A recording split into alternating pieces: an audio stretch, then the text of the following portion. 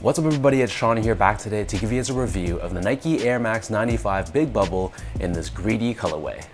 Releasing on March 26th, Air Max Day, this is the latest iteration of Nike's Air Max 95 Greedy series, which is basically like a what the or mashup take on the Air Max 95. So the first Greedy Air Max 95 released in 2015. That's over a decade ago. And over the years, there's been various iterations of the Greedy colorway, but this year marks the first time that it's been given the Big Bubble treatment. So these dropped for a price of 190 US dollars or $235 here in Canada. The official colorway for this shoe is Hyper Turquoise, Volt, and Solar Red. And as you can tell from the shoes themselves, the lateral sides and the medial sides are slightly different, incorporating elements of iconic Air Max 95 colorways from the past. But as a general base design of this shoe, it looks like they adopted the look of the reverse neon Air Max 95s, where it goes from white on the base to black on the top, as opposed to what we're normally accustomed to, where it goes from black on the bottom to more of a white or light gray on the top. And at the time of them filming this, a lot of sizes are still sitting on websites, and this kind of surprised me a little bit. I fully expected these to sell out instantly, but that's great news for those of us who are maybe holding out for a sale down the road. I wouldn't be surprised if these were eventually discounted on certain websites. So jumping into the details of the shoe itself, you'll see how the toe box on both the left and right foot, this is covered in a very dark gray, almost black colored, shaggy suede. The majority of the upper is covered in a very tightly wound mesh, and then underneath this, covering the bottom of both sides of the shoes, we have these 4 distinct layers of genuine suede. This is also done in the shaggy finish, and it goes from a very light gray on the bottom to more of a medium gray towards the top. Embroidered on the lateral sides of the heels on both the left and right feet, we have a Nike swoosh. This is done in an orange color on the left foot and an aqua or turquoise color on the right. And then on the center of the heels, we have this reflective panel, but you'll notice how the top Nike Air branding, this differs. So on the left, it's done in a purple color and blue on the right. So the biggest change on this shoe comes in the colors of the eyelets. So these are woven eyelets which extend from the base of the shoe all the way to the top. It's done in this total orange color on the lateral left foot, whereas it's done in that famous neon color on the medial side of the left foot. And then taking a look at the right foot, we have an aqua color on the lateral side and this solar red finish on the medial side. Next to this, we have more of a chunky style mesh. This is done in a black colored finish. And then in terms of laces, these come with only one lace option, which was kind of surprising. I would have expected Nike to throw in some other lace options here, but on the left foot, it's a rope style white lace, and then on the right foot, it's a black rope lace.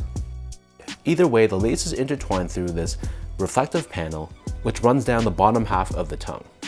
Underneath this, the bottom half of the tongue is covered in a black colored mesh, and then we have this nylon finish on the top with Air Max branding. And you can see this is also done in this split style with different colors between the left and right feet. So the back of the tongue is covered in a white colored mesh, but then the interior of the back half of the shoe, this is covered in a dark gray colored textile. For the insoles, these come with their typical Air Max foam insoles, but it's finished in different colors. So we have this neon color on the left foot and orange on the right. And in either case, we have Nike Air Max branding. So the upper of this shoe sits atop this polyurethane foam midsole, which in both shoes is painted in white.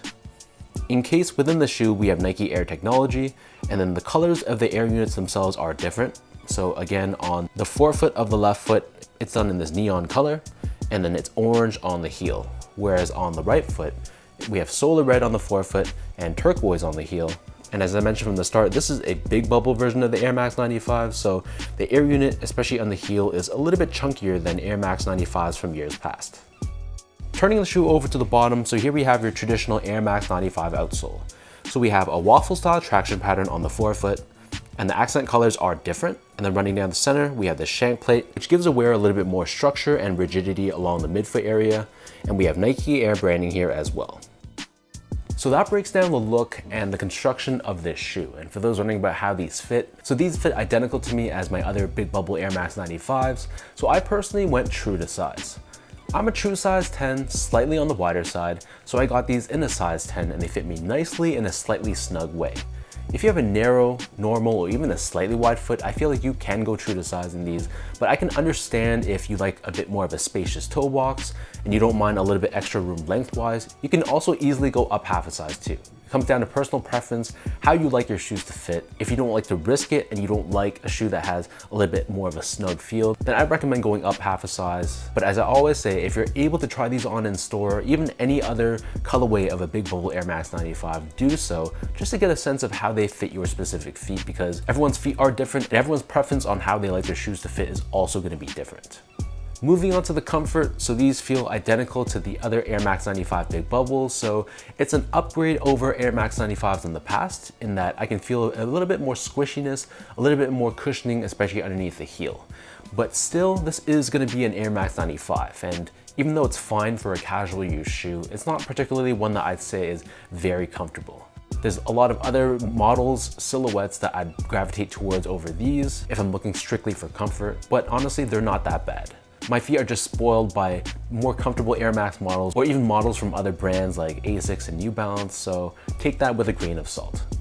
Finally, in terms of the quality and the craftsmanship, so first off, the material quality on this shoe was honestly pretty solid. Instead of the typical synthetic materials used on most Air Max 95s, we actually have genuine suedes on this shoe. So this is a nice shaggy suede all over the upper of the sneaker. And for the most part, the build on this shoe was decent. It wasn't perfect. There were some areas of the sneaker that weren't symmetrical between my left and right feet. But for a mass-produced Air Max 95, the issues on the craftsmanship on this shoe weren't the biggest of deals. Let me know in the comment section down below, how was the overall build quality on your pairs? I know Nike has a bit of a reputation for being poor in terms of build quality sometimes, especially for more of their mass-produced sneakers. So leave a comment down below, how was the build quality on your pair for this shoe?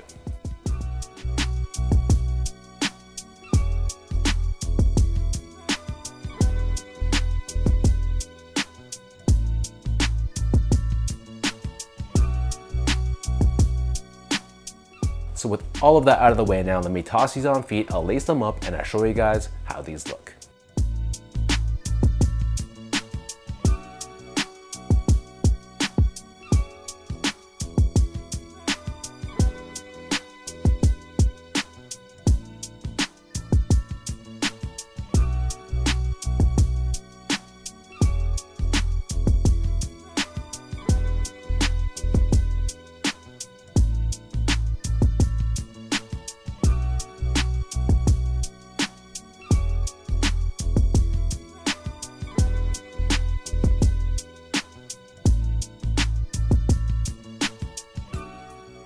Overall, it seems like the public opinion on this shoe isn't the best. I'm not exactly sure why that is. I think the colorway of the shoe is pretty solid.